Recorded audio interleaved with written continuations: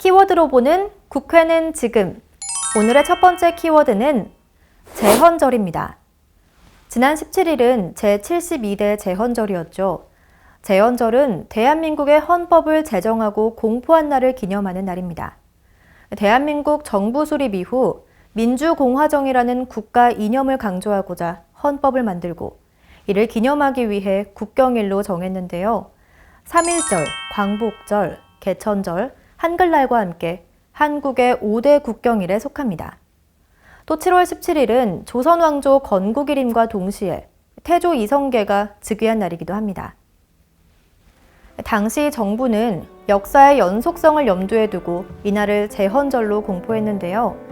식민 통치에서 벗어나 헌법에 따른 국가가 시작된다는 의지와 미래지향적인 의미가 담긴 날이기도 합니다.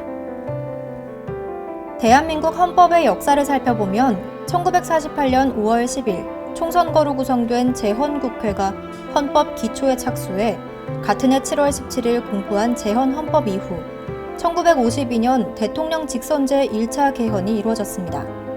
2년 뒤에는 이승만 대통령의 3선을 위한 소위 4.4.52 파동을 통한 2차 개헌, 1960년 4.19 혁명 뒤 내각 책임제로 전환하는 3차 개헌, 반민주 행위자 처벌에 관한 부칙 조항을 넣은 4차 개헌, 그해 5.16 군사 쿠데타 발생 후 대통령제로 전환하는 5차 개헌, 박정희 대통령의 3선을 위해 단행된 6차 개헌, 1972년 유신체제 전환을 위한 7차 개헌, 1980년 5.18 이후 신군부 집권에 따른 전두환 정권으로의 전환을 위한 8차 개헌, 그리고 1987년 6월 민주화운동 이후 민주화 결과에 따라 대통령 직선제와 5년 단임제를 중심으로 하는 9차 개헌 등 모두 9차례의 개헌을 통해 현재에 이르고 있습니다.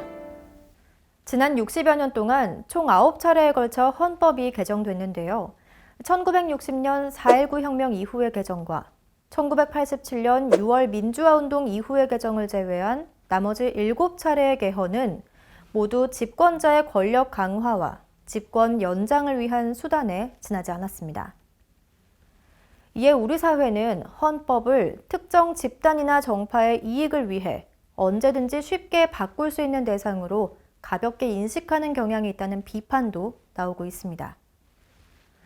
박근혜 전 대통령은 국정농단 사건이 터지던 날 대통령의 권한을 축소하는 내용의 헌법 개정을 본인의 임기 내에 시작하겠다는 기자회견을 열었습니다. 이후 최순실 게이트가 터지는 등 여러 사건이 벌어지면서 개헌 논의가 사그라졌는데요. 2017년 19대 대통령 선거 당시 문재인 후보는 대통령 권한 축소, 지방 분권 등의 개헌을 공약으로 들고 나왔습니다. 대통령 취임 이후 국회는 개헌 특위를 만드는 등 개헌 의지를 드러냈지만 당시 제1야당이던 자유한국당이 논의에조차 참여하지 않아 개헌은 다시 미궁으로 빠져들었습니다. 이후 여러 민생 문제와 경제 악화, 코로나19 등에 직면하면서 4.15 총선에서는 개헌에 관한 그 어떠한 공약도 볼 수 없었습니다. 앞서 짚어드린 대로 그동안의 개헌은 모두 집권자의 권력 강화를 위해 이루어져 왔는데요.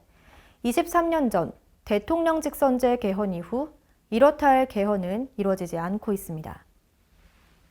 여당인 더불어민주당이 절대 다수의 의석을 가지고 있지만 개헌을 위해선 제1야당인 미래통합당의 협조가 절대적입니다. 여야는 개헌에 대해서는 뜻을 모았지만 개헌 방식에 대한 의견은 일치하지 않는 것으로 전해지고 있는데요. 과연 여야가 21대 국회 내에 개헌 논의를 할 수 있을지 관심이 집중됩니다.